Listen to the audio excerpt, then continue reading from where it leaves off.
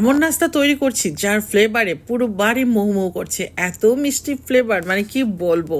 যদি কারো বাসায় এই ফল রাখা হয় তাহলে কিন্তু পুরো বাসা জুড়ে স্মেলে মৌ মৌ করতে থাকে।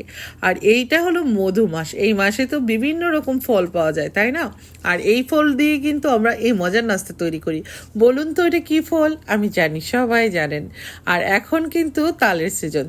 আমরা কিন্তু একটা কথাই বলে থাকি, তালের পিঠা না খেলে কাল যায় না। আসলে বছরে একটা দিন এই পিঠাটা আমরা সবাই খেতে চাই, এই একটা অজুহাত দিয়ে। আসলে এটা একটা শুধু কথার কথা, তবে এই পিঠা খাওয়ার জন্য আমাদের তো তাল লাগবে, তাই না? তো তালের কাদ আমি বের করে নিয়েছি। এখন আমি এখানে যেটা নিলাম সুজি। আর সেই সঙ্গে দিয়ে দিলাম 1 কাপ পরিমাণ শুকনো চালের গুঁড়া। আর আমি এখানে দিয়ে দিলাম 1 কাপ পরিমাণ ময়দা। এখন দিয়ে দিচ্ছি স্বাদ মতো চিনি। চিনির পরিমাণটা বুঝে অ্যাড করবেন, কে কতটুকু খেতে চান। স্বাদ মতো লবণ অ্যাড করে দিলাম। আর এই যে তালের থেকে রস বের করে নিয়েছি। আর এখান থেকে আমি পুরো একটা তালের রসই কিন্তু আমি এখানে ইউজ করেছি, দেখে হয়তো বুঝতে পারছেন। তবে পরিমাপটা অল্প অল্প করে দিতে পারেন যারা নতুন রাঁধুনি। আমি একসাথে অনেকগুলো দিলাম, কিছুটা রেখে দিলাম। আমার মনে হচ্ছিল এই রসটা দিয়েই হয়ে যাবে, পরে দেখলাম না, বাকিটুকু আমার লেগে গিয়েছে। আসলে এটা যখন আমি বানাতে যাই আমার খুবই ভালো লাগে। তালের যে সুন্দর স্মেল আর কি সুন্দর একটা মানে সুস্বাদু রস, এটা মানে কি বলবো। তালের এই রস দিয়ে কিন্তু অনেক টাইপের রেসিপি করা যায়। আমি যেটা করতেছি এটা সবাই কিন্তু পারে কম বেশি, তবে এইভাবে করেই আমরা সবসময় খেয়ে থাকি। আরও অনেক টাইপের নাস্তা, পিঠা, হালুয়া, তারপরে দিয়ে কিন্তু অনেক রকম নাস্তা তৈরি করা যায়। আচ্ছা যাই হোক, সেগুলো ধীরে ধীরে দেখানোর চেষ্টা করব। আজকে যেটা বানাচ্ছি এটা কিন্তু বাঙালির ঘরে ঘরে সবাই মোটামুটি জানেন, সবার জানা একটা রেসিপি শেয়ার করছি। তবে এটা কিন্তু একটু বেশি ক্রিস্পি হবে আর ভিতর থেকে সফট। একবার খেলে এর স্বাদ অনেক দিন মনে থাকবে। একটু করে বেকিং সোডা দিয়ে দিলাম এখানে আমি সামান্য পরিমাণে, 1 চিমটি পরিমাণ হবে। এখন খুব ভালো করে আমি মিশিয়ে নিচ্ছি। এই মিশ্রণটা তৈরি করার পর কিন্তু আমি এটাকে প্রায় হাফ অ্যান আওয়ারের জন্য রেস্টে রেখে দিয়েছিলাম।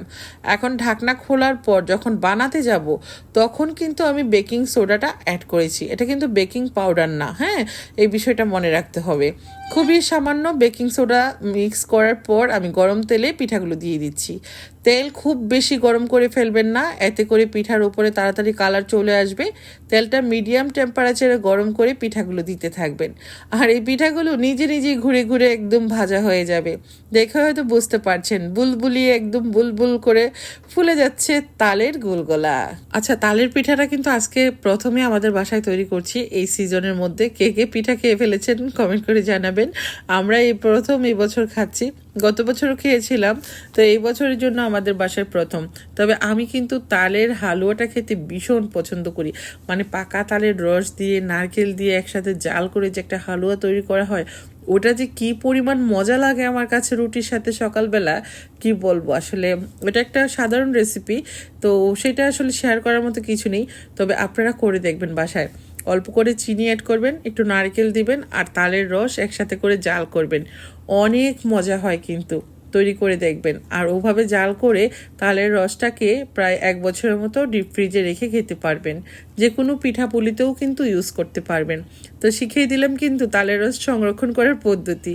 যারা নতুন রাঁধুনিরা আছেন আমার রান্নাগুলো দেখেন, তারা কিন্তু কাজে লাগাতে পারেন ওই প্রসেসটা। এই তো ভেজে নিলাম। তো একইভাবে আমি 2টা বেচে, আমার যেহেতু কড়াইটা বড়, 2টা বেচেই আমার ভাজা হয়ে গেছে। দেখেই বুঝতে পারবেন কতগুলো পিঠা হয়েছিল। আর এই পিঠাগুলো মানে মুহূর্তের মধ্যে খাওয়া হয়ে গিয়েছিল। আলহামদুলিল্লাহ, সবাই এত পছন্দ করেছে, কি বলবো। আমি তো বানানোর উপর ভাবতেছিলাম যে এতগুলো পিঠা আমরা মানুষ মাত্র 4 জন খাওয়া হবে নাকি। তবে আমি আমার কেয়ারটেকারকে কিছু দিয়েছিলাম, বাসার খালাকে কিছু দিয়েছিলাম, আর মুহূর্তের মধ্যে সবাই কিন্তু আমরা খেয়ে ফিনিশ করে ফেলেছি। এত মজার হয়েছে। আমি যেভাবে তৈরি করেছি এভাবে তৈরি করবেন, সত্যি পিঠার স্বাদটা অনেক বেড়ে যাবে। চলুন একটা ভেঙে দেখাই। উপর থেকে অনেকটাই ক্রিস্পি, ভিতর থেকে সফট, অসাধারণ লাগে খেতে।